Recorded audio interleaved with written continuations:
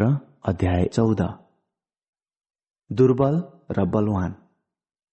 विश्वासमा कमजोर हुने मानिसलाई ग्रहण गर, तर उसको मत सम्बन्धी कुरामा वाद विवाद गर्नलाई होइन। कसैले सबै थोक खान हुन्छ भनी विश्वास गर्छ, तर विश्वासमा कमजोर हुनेले चाहिँ साग सब्जी मात्र खान्छ। खानेले नखाने मानिसलाई तुच्छ नठानोस् र नखानेले खानेलाई दोष नलगाओस्, किनभने परमेश्वरले त्यसलाई ग्रहण गर्नुभएको छ। अर्काको चाकरलाई इन्साफ गर्ने तिमी को हो? त्यो त आफ्नै मालिकको सामु खडा हुन्छ वा पतित हुन्छ। त्यो खडा गराइनेछ, किनभने त्यसका मालिकले त्यसलाई खडा गराउन सक्छ। कुनै मानिसले एउटा दिनलाई अर्को दिनभन्दा बढी महत्त्वको मान्छ, अर्को मानिसले सबै दिनलाई समान ठान्छ। हरेक मानिस आफ्नै मनमा पूर्ण रूपले निश्चित हुनुपर्छ।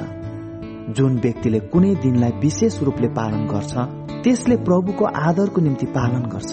जुन व्यक्तिले खान्छ, त्यसले प्रभुको निम्ति खान्छ, किनकि त्यसले परमेश्वरलाई धन्यवाद दिन्छ। जुन व्यक्तिले खाँदैन, त्यसले परमेश्वरको आदरको निम्ति खाँदैन र परमेश्वरलाई धन्यवाद दिन्छ। हामी कोही पनि आफ्नै निम्ति बाँच्दैनौँ र कोही पनि आफ्नै निम्ति मर्दैनौँ। यदि हामी बाँच्छौँ भने प्रभुकै निम्ति बाँच्छौँ र मर्छौँ भने प्रभुकै निम्ति मर्छौँ। चाहे हामी बाँचौँ चाहे मरौँ, हामी प्रभुकै हौँ। यसैको निम्ति ख्रीष्ट मर्नुभयो र फेरि जीवित हुनुभयो, कि उहाँ मरेकाहरू र जीवितहरू दुवैका प्रभु हुन्। तिमी किन आफ्नो भाइको इन्साफ गर्छौ, अथवा तिमी आफ्नो भाइलाई किन तुच्छ ठान्छौ? किनभने हामी सबै परमेश्वरका न्याय आसनको सामने खडा हुनेछौँ, किनकि लेखिएको छ, प्रभु भन्नुहुन्छ, जस्तो म जीवित छु, प्रत्येक घुँडा मेरो सामने टेकिनेछ र हरेक जिब्रोले परमेश्वरको प्रशंसा गर्नेछ। यसैले हामी हरेकले परमेश्वरलाई आफ्नो लेखा दिनेछौँ। यसै कारण हामी एउटाले अर्कोलाई अब उसो इन्साफ नगरौं, बरु आफ्नो भाइको बाटोमा ठेस लाग्ने कुरो अथवा बाधा पार्ने कुरो कहिल्यै नराख्ने अठोट गरौं। म जान्दछु र प्रभु येशूमा मलाई निश्चय छ कि कुनै कुरा पनि आफैमा अशुद्ध हुँदैन, तर जसले त्यो अशुद्ध ठान्छ त्यसको निम्ति त्यो अशुद्धै हुन्छ। यदि तिमीले जे खान्छौ त्यस कुराले तिम्रो भाइलाई चोट पार्छ भने तिमी प्रेममा चलेका हुँदैनौ।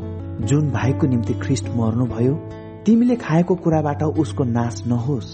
यसै कारण तिमीलाई जे असल लाग्छ त्यसलाई अरूले खराब भन्न नदेऊ, किनभने परमेश्वरको राज्य भनेको खानु र पिउनु होइन, तर पवित्र आत्मामा धार्मिकता, शान्ति र आनन्द हो।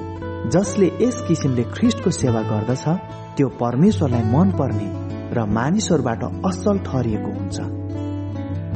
यसैले हामी ती कुराहरूको अनुसरण गरौं जसले शान्ति ल्याउँछ अनि एउटाले अर्कोको आत्मिक उन्नति गराउँछ। खानेकुराको खातिर परमेश्वरको कामलाई नष्ट नगर।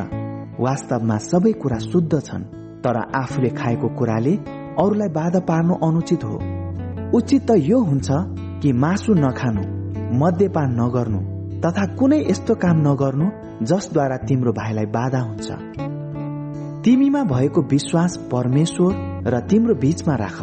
धन्यको हो त्यो मानिस जसले आफूले उचित ठहराएका कुराको कारणले आफैलाई दोषी ठहराउनु पर्दैन, तर कसैले शंका गरेर केही खायो भने त्यो दोषी ठहर्छ, किनकि उसले विश्वास साथ खाएको छैन।